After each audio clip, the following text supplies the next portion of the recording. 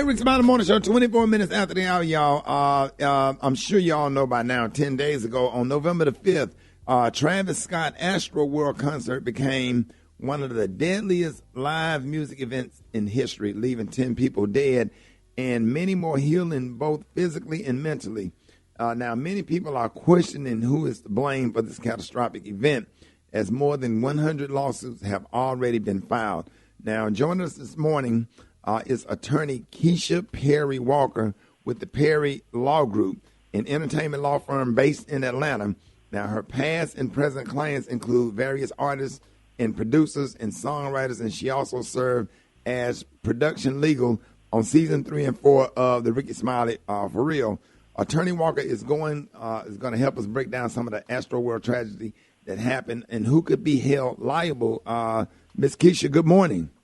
Good morning, Rickey. How are you? Hey, I'm good this morning. Thank you at short notice for joining us. I really want to try to unpack some of this stuff now. The Houston Police Chief Troy Fenner has said during a press conference that he voiced concerns about public safety to Travis Scott and the team prior to the show. Now, why do you think the concert was still allowed to go on? Well, I think part of it is money. And Chief Fenner did discuss that based on some issues that happened during AstroWorld in 2019.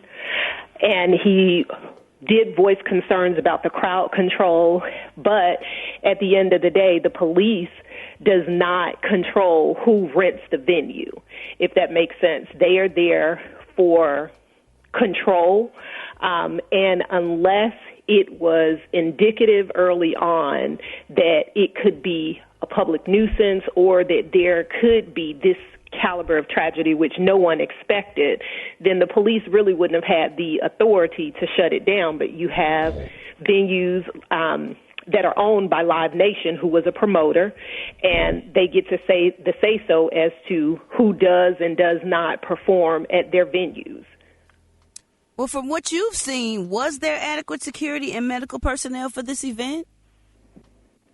So from my research, they are stating that there was not adequate crowd control.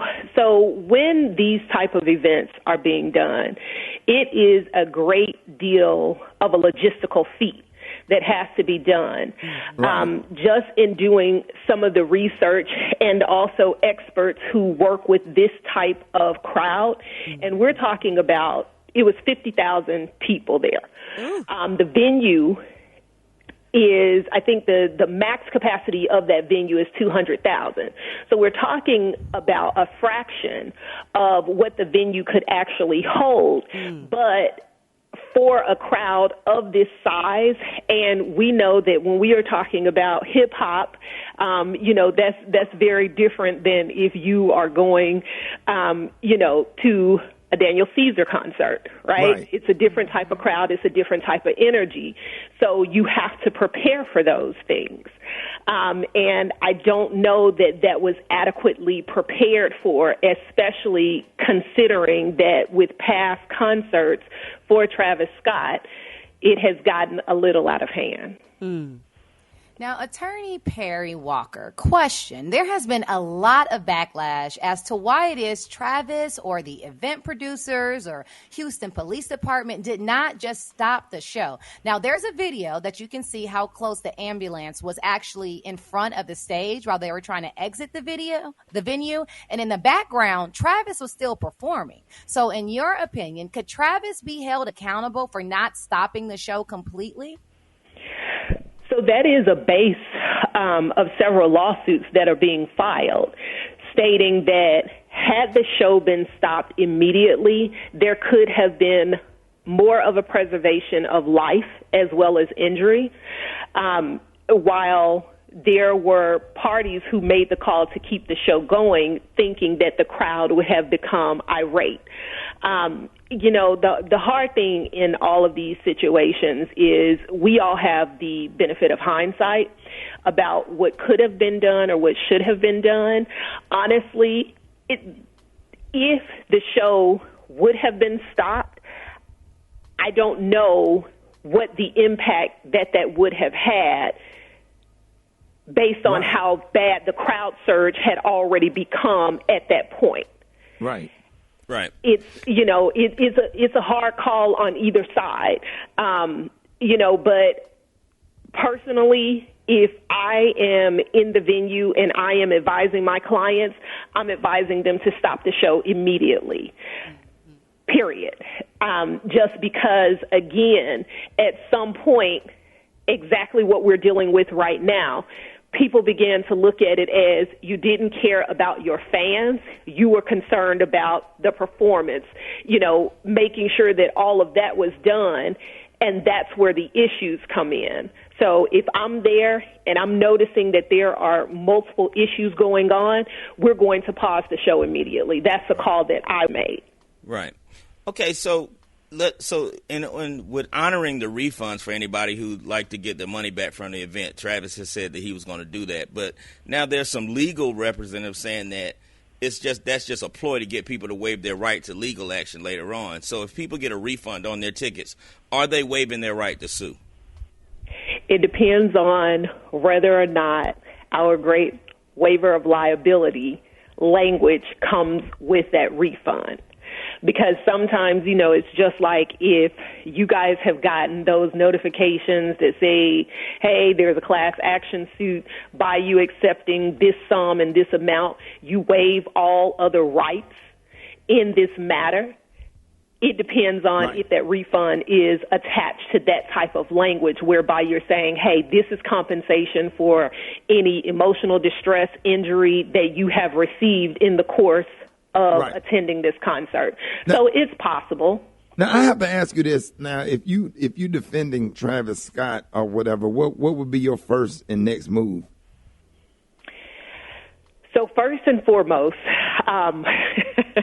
the biggest thing with Travis is right now, I feel like he has expressed a position of empathy, but the more that he talks, the more that they're going to use not only what he's saying now, but things he has said and done in the past against him. My first line of defense at this point is to have him to be quiet. Right. That is the most important thing, in my opinion, simply because when you have already expressed your condolences, he has offered to pay for the funeral services, because, again, we are talking about one human that is showing empathy and sympathy for the loss of another human being's life, multiple, as well as injuries, and these are fans. Right. However, if I am an attorney on the other side, every single move, every single thing that he says, I am looking and creating a strategy as to how I can use that in order to show, this is why you are at fault. Right. So, attorney, now it's also being reported that Drake is going to be sued because he was a performer at the festival. And then there's also a rumor about Kylie Jenner is going to be sued. Can these people both be sued? Well, the hard thing about the United States system is anyone can be sued for anything. So can they be sued? Absolutely. Is there going to be grounds or standing, or will they prevail against them? That is where the nuances come in.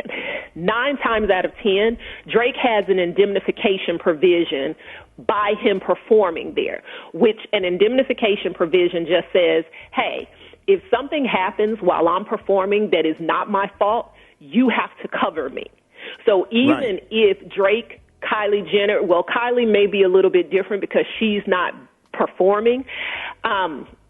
It's almost like a kitchen sink approach when things like this happen. We're going to sue everybody that even looked like they remotely could have been involved, and we're going to see what sticks against whom. But can they be sued? Yes. Will they likely prevail? Drake is a little bit of a different scenario, but again, I'm very sure that his attorneys made sure that there was an indemnification provision that is there for him. Kylie, I doubt it, because Kylie does not have, from my understanding, she does not have a stake or an ownership in AstroWorld. Their assets, they're not married. So it's not those connections that we normally could say, okay, you're connected like this. She's just the girlfriend and the mother of his children. So that one not likely to prevail. Thank you so much for joining us this morning, Attorney Keisha. We really appreciate this. This is a lot of information. Let everybody know real quick how they can follow you in the Perry Law Group. Yes, on Instagram and Twitter, I am at Keisha Perry ESQ. And also my firm is at the Perry Law Group, at Perry Law Group. Thank you guys so much for having me. I enjoyed it. Yes, ladies and gentlemen, y'all give it up for Attorney Keisha Perry Walker. More Rickey on the Morning Show coming up.